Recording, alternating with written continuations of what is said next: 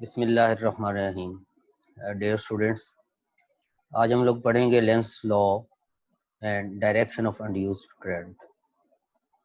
बेटा आपने देखा होगा फैराडेज लॉ में, in Faraday's law we write that induced EMF is equal to minus N delta phi over delta T.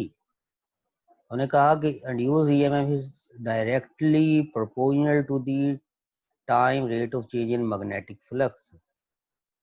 यहाँ पे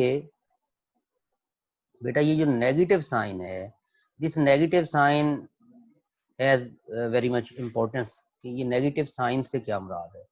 ये नेगेटिव साइन हमें क्या बताता है? बेटा इस नेगेटिव साइन को एक्सप्लेन किया जाता है लेंस लॉ की मदद से। लेंस लॉ इस नेगेटिव साइन को एक्सप्लेन करता है कि इस नेगेटिव साइन का मतलब क्या है।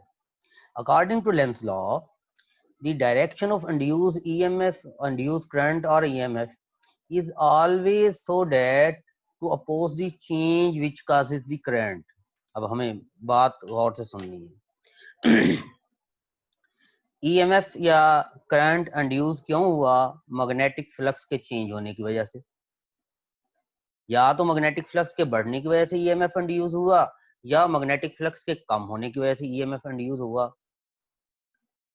तो जो इंड्यूस ईएमएफ होगी या उसके नतीजे में जो इंड्यूस करंट होगा, उसकी जो डायरेक्शन होगी वो कुछ इस तरह से होगी कि वो चेंज इन मैग्नेटिक फ्लक्स को अपोज करेगा, उस कॉज को अपोज करेगा जिसकी वजह से ईएमएफ इंड्यूस हुई। और ईएमएफ क्यों इंड्यूस हुई? चेंज इन मैग्नेटिक फ्लक्स की वजह से। इसका मतलब है कि अगर तो मैग्नेटिक फ्लक्स बढ़ रहा है तो इंड्यूस ईएमएफ और इंड्यूस करंट कुछ इस तरह से होगा कि वो मैग्नेटिक फ्लक्स को कम करने की कोशिश करेगा। और अगर मैग्नेटिक फ्लक्स कम हो रहा है तब भी तो फ्लक्स चेंज हो रहा है ना, तो फिर भी ईएमएफ इंड्यूस हो रही है। अब ईएमएफ कुछ इस तरह से अपेयर होगी कि it will tend to increase the magnetic flux through the circuit. तो हमें पता चला according to Lenz law the induce EMF and induce current set up in the circuit always in such a direction that induced current will oppose the change in magnetic flux। change in magnetic flux को oppose करेगा। अगर flux बढ़ रहा है तो induce EMF और induce current magnetic flux को कम करने की कोशिश करेंगे। अगर मैग्नेटिक फ्लक्स कम हो रहा है तो उनकी डायरेक्शन कुछ ऐसी होगी कि जो मैग्नेटिक फ्लक्स है वो बढ़े, कम ना हो। तो इसकी मिसाल अगर हम लोग देखें तो यहाँ पे उसने एक एग्जांपल दी है। बेटा ये एक हमारे पास बार मैग्नेट है, इसमें एक नॉर्थ पोल है, एक साउथ पोल है। Magnetic field lines north pole से बाहर की तरफ जा रही हैं। इसके सामने ये एक कॉइल पड़ी है, इस कॉइल के साथ एक गैल्वानोमीटर अटैच्ड है। जब हम इस मैग्नेट को इस कॉइल के नजदीक लेके आएंगे तो ये जो मैग्नेट है, जब मैग्नेट इस कॉइल के नजदीक आएगा तो कॉइल में मैग्नेटिक फ्लक्स बढ़ेगा, और मैग्नेटिक फ्लक्स बढ़ेगा तो ईएमएफ इंड्यूस होगी, और ईएमएफ इंड्यूस होने से करंट यहाँ पे इंड्यूस होगा, गैल्वानोमीटर करंट को शो करेगा। और कहता है कि अब यहाँ पे अगर हम लोग इसे देखें तो मैग्नेटिक फ्लक्स के चेंज होने की वजह या करंट के इंड्यूस होने की वजह क्या बनी? नॉर्थ पोल का कॉइल के नजदीक आना, नॉर्थ पोल का कॉइल के नजदीक आना। अब क्या होगा कि इस कॉइल में जो करंट फ्लो कर रहा है, बेटा कॉइल सर्कुलर कॉइल में जब करंट फ्लो करता है, just like my this hand, इसमें जब करंट फ्लो करेगा इसकी एक साइड नॉर्थ पोल बन जाएगी, दूसरी साइड साउथ पोल बन जाएगी। हमने पढ़ा है चैप्टर नंबर 13 में या 14 में। इसकी डायरेक्शन हम राइट हैंड रूल से निकालते हैं। करंट की डायरेक्शन में अपनी राइट हैंड की फिंगर्स को कर्ल करें तो thumb will indicate the direction of north pole. अब ये कॉइल कुछ इस तरह से है, अगर करंट इस तरह से फ्लो कर रहा है तो नॉर्थ पोल इस तरफ है, और अगर करंट इस तरह से फ्लो कर रहा है तो नॉर्थ पोल ऑपोजिट डायरेक्शन पे है। अब होगा क्या कि यहाँ पे करंट इंड्यूस हुआ नॉर्थ पोल के करीब आने की वजह से, लिहाजा अब जो करंट इंड्यूस होगा उसकी डायरेक्शन कुछ इस तरह से होगी कि जो हमारा कॉइल है उसकी इस साइड पे नॉर्थ पोल बनेगा। क्या बनेगा? नॉर्थ। उसकी वजह क्या होगी कि ये नॉर्थ इस नॉर्थ को रिपेल करेगा, और this north will try to keep this north away. ये कोशिश करेगा कि ये करीब ना आए, ये कोशिश करेगा कि क्योंकि नॉर्थ पोल करीब आएगा तो मैग्नेटिक फ्लक्स चेंज होगा, मैग्नेटिक फ्लक्स चेंज होगा तो ईएमएफ इंड्यूस होगी और करंट इंड्यूस होगा। करंट क्या करेगा, उस कॉज को अपोज करेगा जिसकी वजह से करंट इंड्यूस हो रहा है। अब अगर बेटा यहाँ पे नॉर्थ, यहाँ पे साउथ होता, लेट्स सपोज साउथ करीब आ रहा होता, तो फिर करंट कुछ इसमें इस तरह से फ्लो करता कि इस साइड पे साउथ बनता, इस साइड पे नॉर्थ बनता, ताकि ये साउथ को करीब आने से रोकता।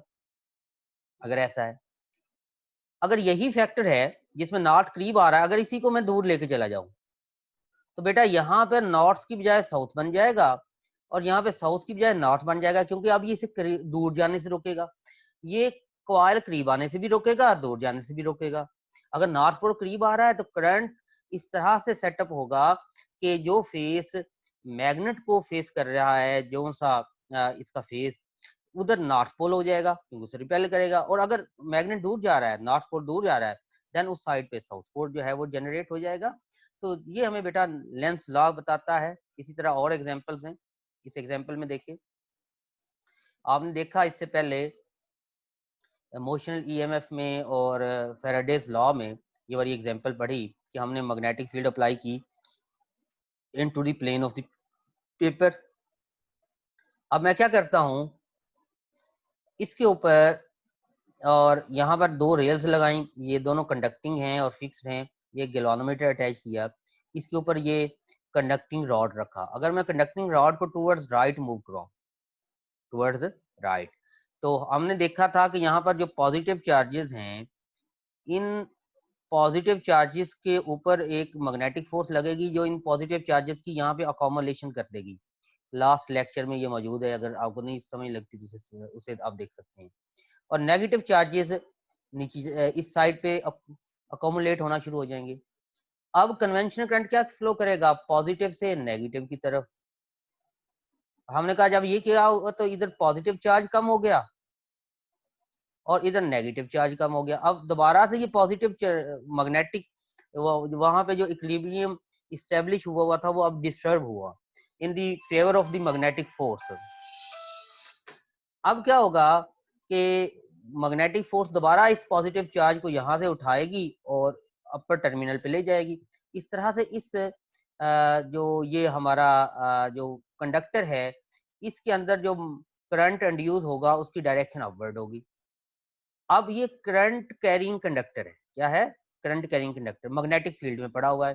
करंट कैरिंग कंडक्टर जब मैग्नेटिक फील्ड में होता है तो इसके ऊपर एक मैग्नेटिक फोर्स लगती है जो गिवन है एफ एम इक्वल आई इंटू एल क्रॉस बी। अब अगर मैं एल क्रॉस बी यहाँ पे लूँ, एल की डायरेक्शन अपवर्ड है, बी की डाउनवर्ड है, तो एल क्रॉस बी की डायरेक्शन टूवर्ड्स लेफ्ट होगी। तो इसका मतलब है जो हमने तो इसके ऊपर जो फोर्स लगाई थी वो टूवर्ड्स राइट है, और जो इसमें करंट फ्लो करने की वजह से फोर्स लगी है वो टूवर्ड्स लेफ्ट है। तो ये हमें लेंस लॉ बताता है कि करंट की डायरेक्शन कुछ इस तरह से सेट होगी कि अगर ये अपोज करेगी चेंज इन मैग्नेटिक फ्लक्स को।